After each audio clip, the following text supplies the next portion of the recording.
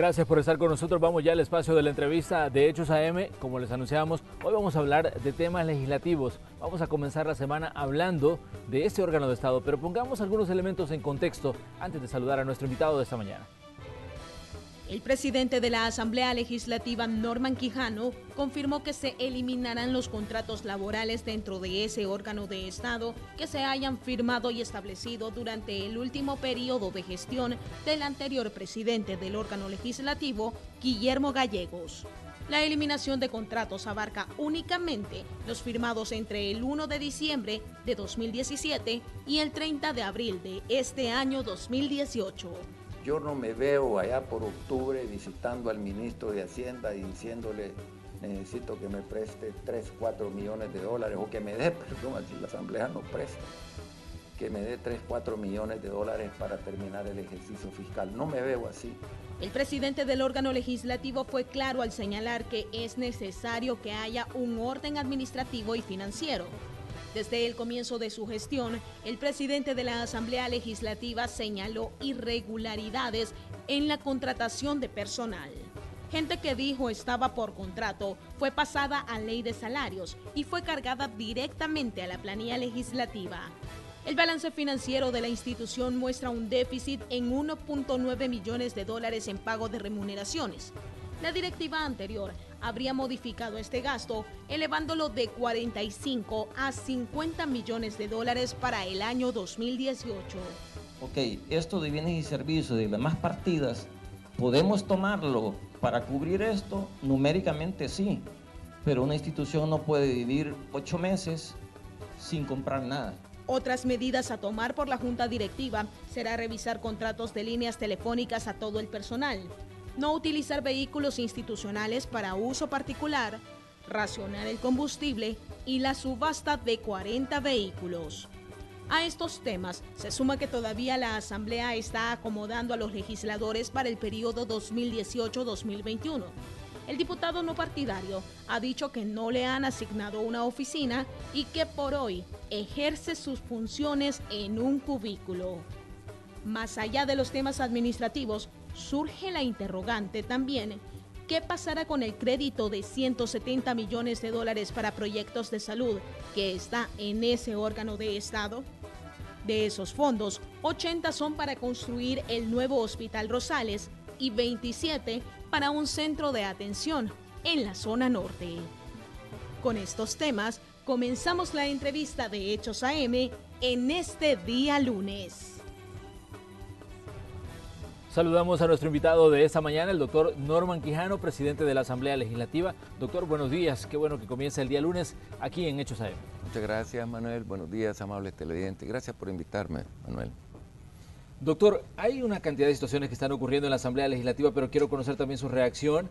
Ya se conocieron los resultados de las elecciones en Venezuela. Nicolás Maduro es el ganador. Ya hay felicitaciones de parte del gobierno salvadoreño, incluso de parte de legisladores también de la Asamblea Legislativa. Ya escribían desde anoche mensajes hablando de este proceso electoral. Usted como presidente de la Asamblea, ¿qué piensa del proceso que ha vivido Venezuela este fin de semana? Bueno, que son unas elecciones que nadie cree. Es como diría yo, pues,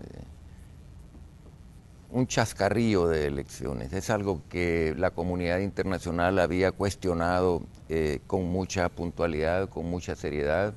Solo habían algunas personalidades, el señor Rodríguez Zapatero, que le ha estado dando paulo y crédito a lo que ha expresado el régimen. La Mesa de la Unidad Democrática lamentablemente se dividió. No pudieron ellos consensuar sobre una figura que los representara a todos ellos, se fue el señor Henry Falcon, pero sobre todo la no participación producto que no había ninguna garantía de que el proceso se pudiese respetar, que el proceso tuviera credibilidad, la supervisión de organismos internacionales, los cuales prácticamente todos por unanimidad han cuestionado ese proceso, y que es una parodia. Sencillamente se trata de hacer creer que es un gobierno de tinte democrático cuando todos sabemos que es una dictadura que está provocando una crisis humana, una hambruna en Venezuela. Te quiero comentar que yo he sido invitado por el presidente del Congreso de Colombia para asistir a un evento en Bogotá y luego trasladarse a Cúcuta. Yo valoro si voy a poder asistir a eso por la carga laboral que tengo en la Asamblea Legislativa. pero lo cierto es que se van a dar cita allí los presidentes de los congresos de los países democráticos de América Latina, porque expresaban de que era un éxodo aproximado de 30.000 personas que salían por la ciudad de Cúcuta, que es la fronteriza con Colombia. Así las cosas, pues los venezolanos siguen soportando una dictadura. ¿Considera usted que el gobierno salvadoreño debía esperar un poco antes de emitir una felicitación, o cree que lo que hizo bien al haberse pronunciado anoche mismo? No puedes esperar una cosa distinta del gobierno salvadoreño.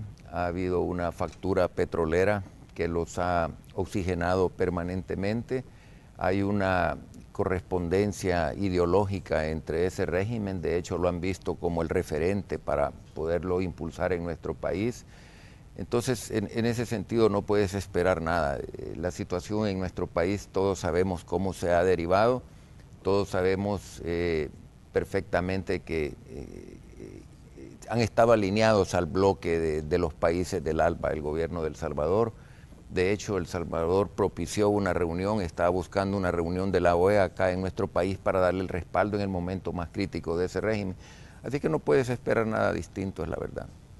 Ahora bien, doctor, hablemos de los temas legislativos, esos temas que han dado muchísimo que hablar en los últimos días. ¿Qué tan grave es la situación financiera que está atravesando la Asamblea Legislativa?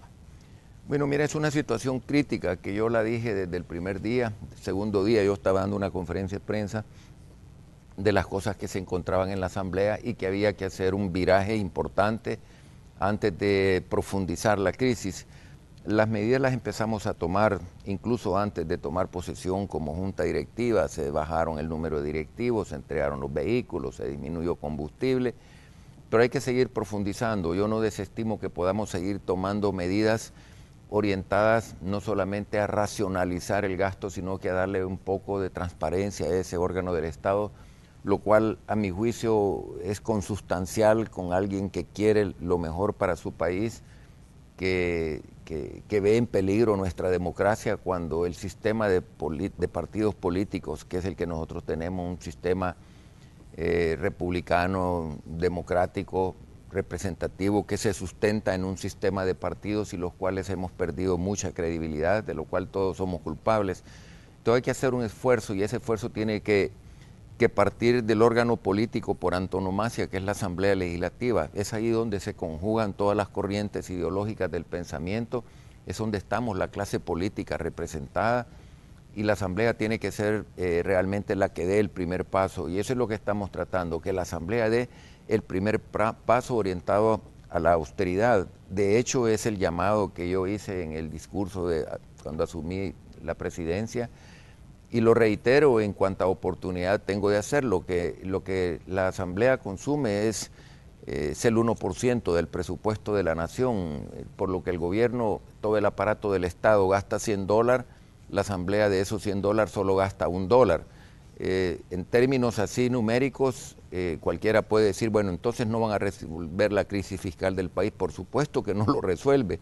Lo que estamos tratando de resolver es a una institución que tiene casi, diría yo, cero credibilidad, una institución muy cuestionada, donde los partidos políticos hemos tenido la mala costumbre de vaciar, sobre todo los que han tenido la administración de la Asamblea, han tenido la oportunidad de vaciar sus planillas de sus grupos parlamentarios dentro de la institución y vuelven a contratar para su instituto político. Eso le ha generado una carga financiera insostenible. Tuvimos un crecimiento de la planilla, estábamos viendo con los economistas, no sé si lo pueden ver, el 31.3% es el gasto. De hecho tenemos esa gráfica, doctor, es el gráfico número 6, le vamos a decir a la producción que nos lo ponga, porque para que usted pueda explicar claramente a qué se refiere específicamente con el crecimiento del 31%. Es decir, definitivamente decíamos que este es un punto importante en el costo que tiene para la Asamblea. Ahí está el gráfico que usted estaba señalando, doctor. Sí, es el gráfico, es el crecimiento exponencial. La curva se dispara desde a mediados de 2016-2017, cuando administraba, pues hombre, el FMLN, ¿verdad? Se dispara y llega un momentito que hace un crecimiento del 31.3, el gasto mensual de la planilla. Eso es insostenible, Manuel. La Asamblea en febrero hizo un acuerdo de junta directiva, el cual acompañó, debo decirlo con toda honestidad, nuestro partido con directivos para pasar el techo del 45 al 51 o el 50.5, por ahí lo tendré, de crecimiento, pero la Asamblea lo que hizo fue tomar recursos de otros, diría yo, de otras unidades, lo cual desde el punto de vista legal alguien puede decir es correcto hacerlo, pero no puedes dejar desfinanciadas bienes y servicios, servicios financieros, transferencias corrientes, activos fijos. Desfinanciaron esas partidas para poder atender el tema de salarios, de remuneraciones, pero eso ya quedó debilitado y de aquí en adelante, ¿cómo vamos a hacer? Ahora bien, usted, doctor, anunciaba la eliminación de 142 plazas contratadas a finales de 2017 y hasta el mes de abril de ese 2018. ¿En qué áreas están esas plazas y si tiene datos con qué partidos están laborando esas personas cuyos puestos de trabajo serían suprimidos? Bueno, mira, yo no he venido a señalar culpables, Manuel, cualquiera puede presumir cómo se ha dado esto. Lo que sí es cierto es que hay en todos los partidos, ¿verdad? En todos los partidos, mayoritariamente en los partidos que han administrado la Asamblea con creces, la diferencia. Pero estamos hablando, doctor, de salarios de $1.500, $1.870, salarios que son, digamos, bastante importantes. Si lo vemos desde el punto de vista monetario y si lo comparamos con el ingreso que tiene el salvadoreño promedio ante estos ingresos de los que estamos hablando, $1.500, $1.870. ¿Estas personas son puestos en áreas claves o qué es lo que hacían? Si usted no quiere señalar tal vez partidos, ¿en qué áreas están? Bueno, en todo el aparato de la Asamblea Legislativa, yo creo que si ustedes hicieran un recorrido por las sedes departamentales de la Asamblea Legislativa, encontrarían muchas personas en los pasillos, señoritas con sus carteras que dicen que allí trabajan, pero que nadie las conoce, ¿verdad? Esperando sin tener una oficina, sin tener ni una silla en que sentarse y todo. Eso producto del anuncio que hacemos como junta directiva que pone nerviosa a muchas personas y se presentan ahora abruptamente a todas las dependencias de la Asamblea. En la biblioteca de la Asamblea se da un caso similar, en muchas unidades de la Asamblea, o sea que yo creo que difícilmente escapa una. Pero, entonces, doctor, ¿ha habido reacciones de parte de algunos partidos políticos a lo que usted anunciaba el viernes? Por ejemplo, el partido Gana decía que en todos los partidos hay personal que no marca, que las plazas fueron contratadas conforme a la ley, que incluso en Arena hay cientos de esas plazas que usted había señalado que no marcaban ingreso a ese órgano de Estado. Mira, que hay en todos los partidos, muy presumiblemente puede haber en todos los partidos. Que hayan cientos en Arena no ha tenido la oportunidad de administrar la Asamblea y ahora que lo está haciendo en una forma muy, muy responsable, es decir, tratando de poner orden ante lo que hemos tenido en los últimos años, ¿verdad? Arena tiene, por lo menos desde antes de 2006 no ha administrado, tuvo el profesor Morán Orellana del 2006 al 2009, entiendo que después lo agarró Cifrido Reyes, después doña Lorena y después la agarró el partido Gana. Los partidos que han administrado se han servido con la cuchara más grande, eso hay que saberlo, reconocer. Que hacen favores a algún diputado de otro partido y con eso como que da la impresión que dicen, bueno, ya los tenemos amarrados porque le contraté a una, dos personas, pero eso no es la generalidad es en otro orden. Pero reitero, yo creo que debemos de ver hacia adelante. El problema lo tenemos, la crisis está ya planteada.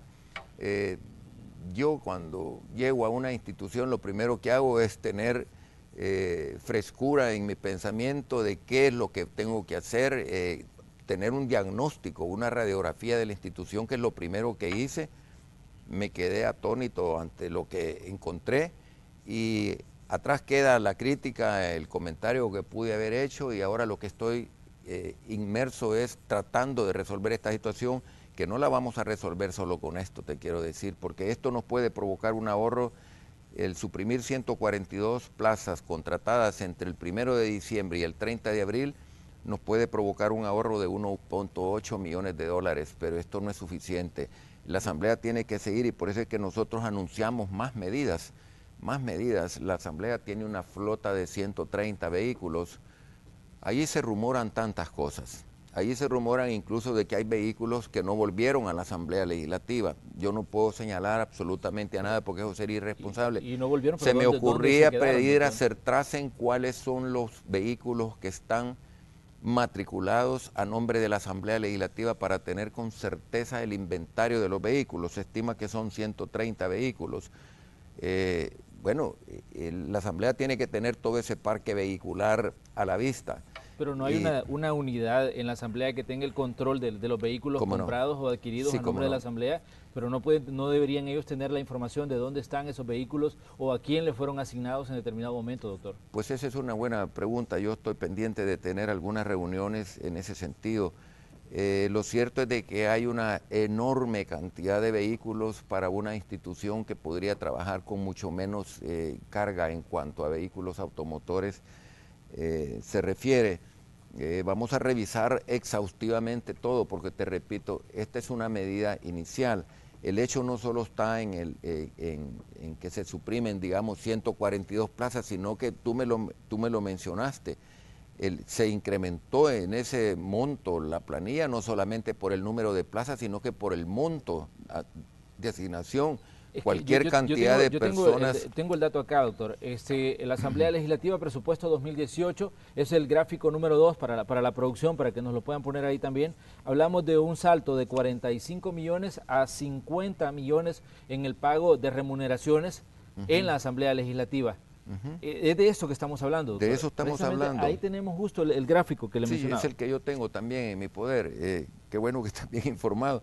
Pues esa es la realidad que tenemos. Esta realidad no la ha buscado Norman Quijano, ni ha sido una opción que yo he tenido. Yo tengo la obligación de actuar con responsabilidad. Te quiero decir que prácticamente todos los miembros de Junta Directiva estamos conscientes. A mí me toca enfrentarlo porque me han dado la potestad de administrar la institución.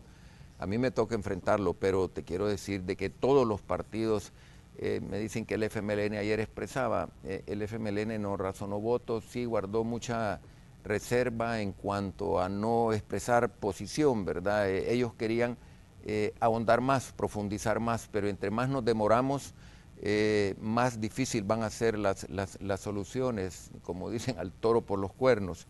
Pero una oposición así sistemática de algún partido no ha existido, todos incluso ganan. Ahora bien, doctor, pero estamos hablando de un salto de 45 millones en remuneraciones a un salto de 50.238.000 dólares, siempre en el mismo rubro, remuneraciones. Así Esos es. 5 millones, ¿de dónde van a salir? Ese salto que se da en el presupuesto de la Asamblea, al pasar de 45 a 50, ¿qué implica para un órgano de Estado que tiene más de 2.000 empleados este gasto? Porque ahí vemos que la Asamblea tiene 58.3 millones de dólares asignados y se gasta 50.238.000 dólares en pagar salarios. Digamos, ¿qué implica para la Asamblea? Bueno, te voy a dar un ejemplo y ya lo hemos expresado brevemente. Se ha tomado dinero de otros rubros. Implica que la Asamblea es insostenible financiera y administrativamente. Por lo menos a octubre nosotros podríamos colapsar si no tomamos este tipo de medidas. ¿Por qué se ha podido ir resolviendo el problema del gasto? Por ejemplo, la Asamblea, nadie le ofertó seguro médico hospitalario, nadie le ofertó. Entonces, al declararse desierto, entonces no hubo seguro médico. Yo creo que la asignación, el rubro eso está en servicios financieros, creo que anda por el orden como 2.8 millones de dólares. Alguien decía, nos ahorramos los 2.8 millones de dólares, no los ahorramos, los gastamos en salarios. Entonces hemos estado tomando, por eso te decía, dentro de la misma institución, siempre y cuando haya un acuerdo de directiva, ¿verdad? No lo considero que sea ilegal. Lo que sí es totalmente incorrecto porque dejar desfinanciados otros rubros, de aquí adelante sucede cualquier cosa, la planta que trabaja la Asamblea tiene que seguir pagando agua, tiene que seguir pagando luz, tiene que seguir pagando teléfonos, y cuando le estás quitando de esos rubros hay un momentito que ya no tenés para pagar porque lo has ocupado para pagar salarios, entonces se vuelve insostenible. Entonces es la irracionalidad en el gasto lo que nos ha llevado a esto, y yo no tengo otro camino que resolverlo, y resolverlo de una forma quizás dolorosa, porque para un funcionario público, para este servidor, quizás lo más triste dentro de mi ámbito como funcionario público es tener que tomar decisiones tan drásticas como esto, porque tampoco se debería de jugar con los sueños, con las ilusiones, con las aspiraciones de algunas personas que buscan trabajo y se les ofrecen salarios grandes y sin estar plenamente convencido de que va a haber dinero para pagar esos salarios. Allí parte. Ahora bien, doctor, usted anunciaba la supresión de 142 plazas. Correcto. Hasta ahí estamos claros que eso fue el dato que usted decía el día viernes cuando daba la conferencia de prensa y decía que se iban a eliminar estas plazas. Sí. ¿Qué cuota de esas 142 plazas le corresponde al Partido Arena? ¿Cuántas de esas plazas son personas que en determinado momento estaban al servicio de Arena y dicen ustedes, bueno, ya no se puede detener a esta gente aquí? Mira, sería irresponsable de mi parte, Manuel, decirte de esas 142. Me atrevería a decirte que no llegamos a 10. Quizás 6, quizás 7. Y te lo digo con bastante certeza porque hemos estado viendo. ¿Verdad? Es que no hemos sido nosotros los que hemos tenido. Se le ha hecho favor a algún diputado que se le ha contratado a alguien, a lo mejor, ¿verdad? Y eso ha sido quizás en todos los partidos. Pero Arena no ha sido el grueso del problema, no está en 6, 8 que hayan contratado para diputados. Estoy lanzando quizás una apreciación quizás un poco atrevida, Manuel, y quizás debería de profundizar un poco más, pero a juzgar por lo que estamos viendo, cuando estamos viendo los nombres, cuando estamos viendo las planillas, nos damos cuenta que no son gente llevada por nosotros, ¿me explico? Entonces, difícil porque es una coyuntura que atraviesa la Asamblea extremadamente compleja. Yo soy el presidente de la Asamblea y al mismo tiempo soy el presidente de la Comisión Política. Ya tenemos los listados de los candidatos a magistrados, nos vamos a tener que ver y tenemos que sentarnos y encontrar las personas más idóneas para eso, y esto puede enrarecer en alguna medida quizás la atmósfera, pero yo pido a Dios que todo esto pase rápido, que todos entendamos de que yo no vine a culpar ni a señalar, sino que vine a corregir y que corrijamos, pues, porque de lo contrario todos vamos a sufrir las consecuencias. Muy bien, vamos a hacer una pequeña pausa comercial. Les invitamos a que continúen con nosotros. Este es el espacio de la entrevista de Hechos AM y hoy conversamos con el presidente de la Asamblea Legislativa. Volvemos.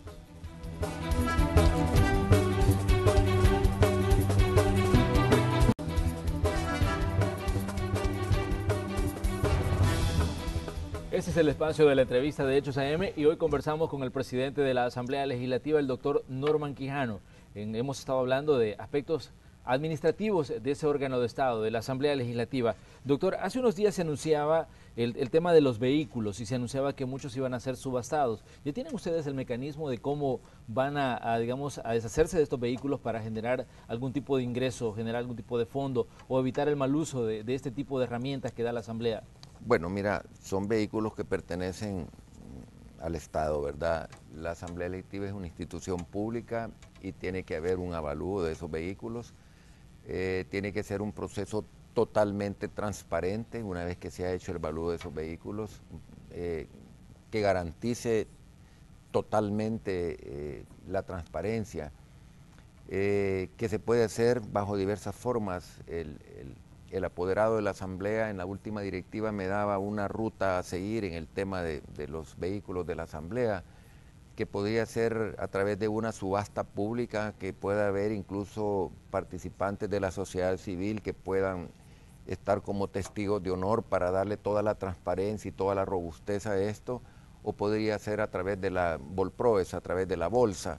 Eso no se ha definido, sencillamente estamos ocupados. Ahorita este servidor tiene una carga administrativa impresionante, en el sentido que estoy avalando todos los contratos que me envían todos los grupos parlamentarios para pasarlos a recursos humanos, y esa es una carga agobiante. Ya quisiera yo poder tener un facsímil y decirle a mi secretaria, pónmele a estas perchas de contratos el facsímil. No, tengo que poner mi auténtica y mi firma en todos, y esto demanda muchísimo tiempo y estar pendiente de toda la parte. Pero aparte de eso, comentarte que ahora arranca oficialmente todo el trabajo legislativo y ahí nos tenemos que enfocar ya, porque eso es lo que la ciudadanía va a estar esperando, ya estas cosas que me las dejen a mí con los miembros de la Junta Directiva, es decir, que como cuerpo colegiado de directiva veamos cómo vamos a resolver esto y abocarnos. Hoy a las 9 yo ya tengo comisión de salud, 4 profesionales de salud representamos a mi partido, el doctor Baquerano, el doctor Cabrera Candray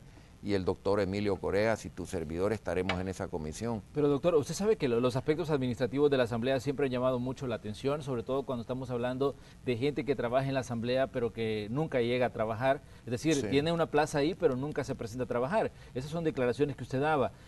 ¿Se incrementó salarios, doctor, durante el periodo de campaña a gente de trabajo institucional? ¿Tiene usted dentro de los reportes administrativos que hubo algún tipo de incremento salarial a personas que estaban Sí lo tenemos, laborando en la Asamblea? Sí no lo tengo conmigo en este momento, Manuel, pero sí tengo un desglose de cómo subieron los salarios. Personas que ganaban 500 hoy ganan 1000, personas que ganaban 700 hoy ganan 1500, y tengo nombre y a dónde están asignados.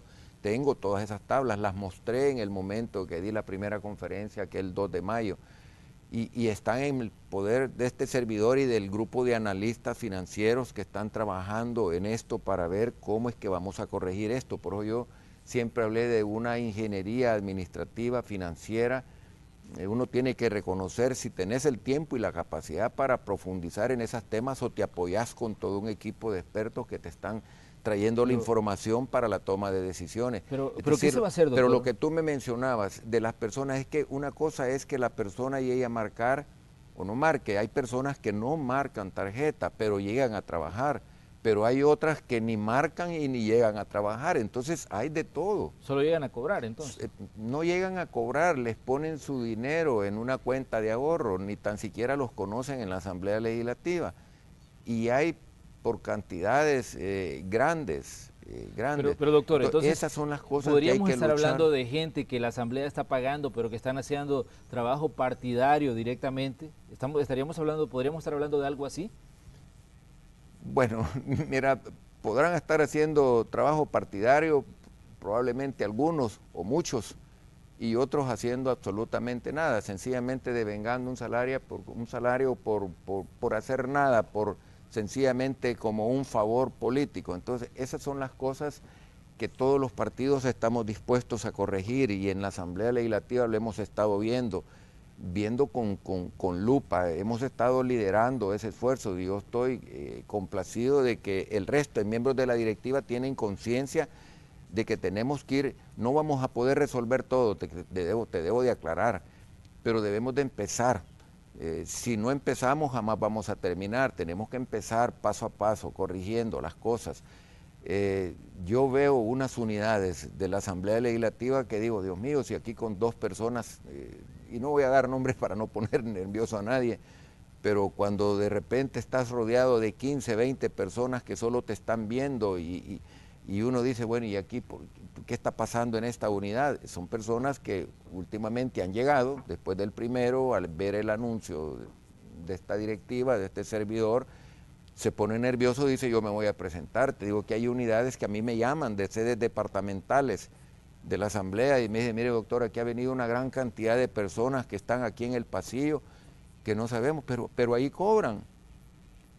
Entonces se asustan y dicen, yo voy a llegar para que digan que yo trabajo y tener derecho a que me sigan poniendo. Entonces esas son las cosas, Manuel, que tenemos que corregir en la Asamblea. Esto es complejo, sobre todo a un actor político como tu servidor, porque también lo pone en fricción con otros actores políticos. Entonces, pero doctor, uno tiene que ser consecuente en esto. Entre líneas podemos encontrar nosotros información importante que se confirma lo que había sido durante mucho tiempo un secreto a voces, que en determinado momento las instituciones como la Asamblea Legislativa se vuelven una agencia de empleo para activistas de los partidos. Y agencia de viajes también a veces. Bueno, todo eso queremos, por eso te digo, yo creo que hay que hacer un punto de inflexión, un punto de quiebre, ¿verdad? Estamos siendo, te digo, recibí la llamada de Rodrigo Lara, el presidente del Congreso, y me dice, Norman, te felicito, esto y esto y esto, quiero que vengas 1, 2 y 3 a Bogotá, de aquí nos vamos a ir en helicóptero a Cúcuta, viene el presidente del Congreso de tales y tales y tales y tales países. Es la primera invitación oficial que yo recibo. Que usted dice que todavía no sabe si va a aceptar. Me la llevó el señor embajador de Colombia la invitación, la mandó, y no he tomado la decisión porque estoy en la misma sintonía. Bueno, ya se fue de viaje, y eso es importante porque es, cuando yo le dije puedo delegar en una persona, nos gustaría que vinieras tú como presidente del Congreso. En último caso, si no podés, delegás, pero la invitación, queremos estar los presidentes de los congresos para dar un pronunciamiento en contra de la dictadura de Maduro. Entonces, esos son los compromisos que surgen. Yo con la carga de trabajo, eso es 1, 2 y 3 de junio, ya mañana va a entrar a la Junta Directiva a conocimiento. Para mí es difícil decir sí voy, porque si estoy haciendo un esfuerzo en materia de austeridad, dicen, bueno, pero él ya se fue, va a haber crítica. Entonces, muy probablemente yo me quede trabajando, Manuel. Ahora bien, doctor, se habló también mucho del edificio de la Asamblea Legislativa al inicio de su gestión. ¿Qué va a pasar con este proyecto? ¿Sí se va a poner en marcha siempre? ¿Ya era un acuerdo entre partidos? De hecho, usted había recibido el apoyo del resto de fracciones. ¿Pero qué va a pasar? ¿Sí se va a comenzar a trabajar? ¿Y cuándo se comenzaría con este proyecto que usted consideraba que era importante, considerando las condiciones en las que se encuentra el actual edificio legislativo? Bueno, mira, a veces uno en las redes sociales se queda estupefacto de ver la cantidad de comentarios. En la Asamblea trabajan casi 3.000 personas. Lo que estoy expresando es de sentido humano. Ese edificio tiene daños irreversibles. Lo sufrió con los terremotos del 2001. Ese edificio tiene tecnología de allá por el año 57. No tiene la tecnología de todos esos edificios de apartamentos que ve surgir por doquier ahora. Ese edificio tiene exceso de carga. Las personas expertas dicen allí no hay ni un pasillo, hasta en los pasillos hay escritorios. El crecimiento de empleados lo puedes ver. Ese edificio tiene todas las condicionantes que tenía el edificio Rubén Darío, del cual yo soy sobreviviente. Ya lo he dicho en reiteradas ocasiones, ahí murieron muchos de mis colegas, que me sigue doliendo eso, porque todos decíamos este edificio está malo. Saquemos de aquí la Sociedad Dental del Salvador y nunca la sacamos. 7 de mis colegas murieron allí, mi secretaria, mi asistente, y estaban en las mismas condiciones. El edificio era una hamaca. El edificio de la Asamblea Legislativa, donde a lo mejor trabaja algún pariente suyo, porque no solo somos los diputados, son casi 3.000 personas. Ustedes, los periodistas, ahí tienen su principal fuente de información, ahí viven casi en ese edificio. El edificio oscila 19 pulgadas con un temblor. Y debería de oscilar no más de 3. ¿Qué te está diciendo eso? Yo soy el representante legal de la Asamblea Legislativa. Sobre mis hombros está esa responsabilidad. El crédito fue aprobado en el 2015. Estamos pagando intereses. O dejamos esa plata ahí tirada, o qué vamos a hacer con ese dinero. Pero ya no es cuestión que vamos a aprobar un crédito. La gente dice, es que le van a preferir eso por el hospital. No, señores, mire, el Ministerio de Salud tuvo, cuando llegaron los señores del FMLN, andaba por 300 millones de dólares el presupuesto del Ministerio de Salud. Ahora es de 635 millones, más del doble.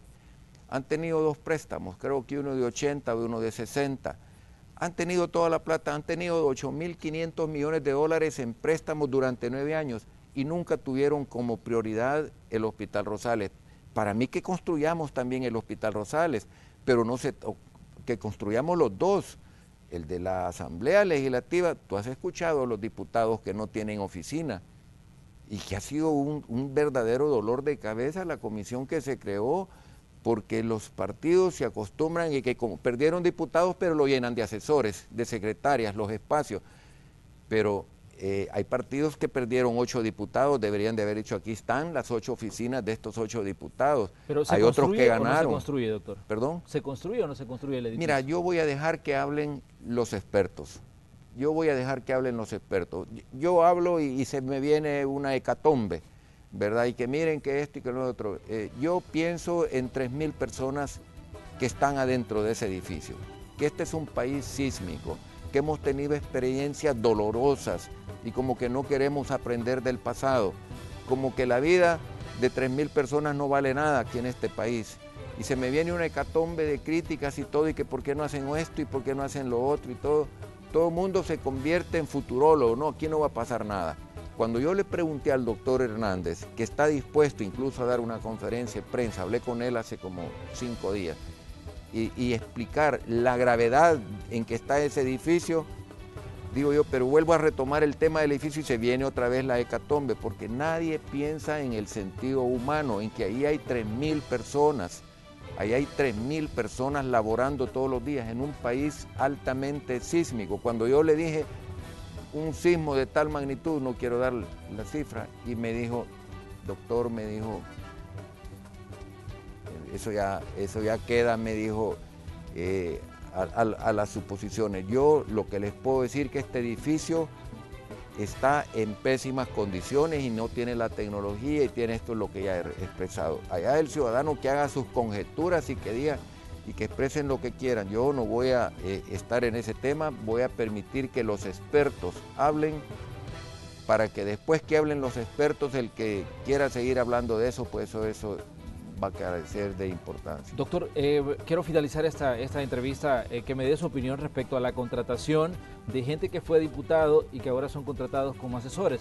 Conocimos el fin de semana que el FMLN estaba contratando a Lorena Peña y que va a ser asesora de Cristina Cornejo. ¿Qué piensa usted de estos contratos y qué pasa en Arena? Arena también ha contratado gente que fue diputado y lo lleva como asesor en esta legislatura 2018-2021.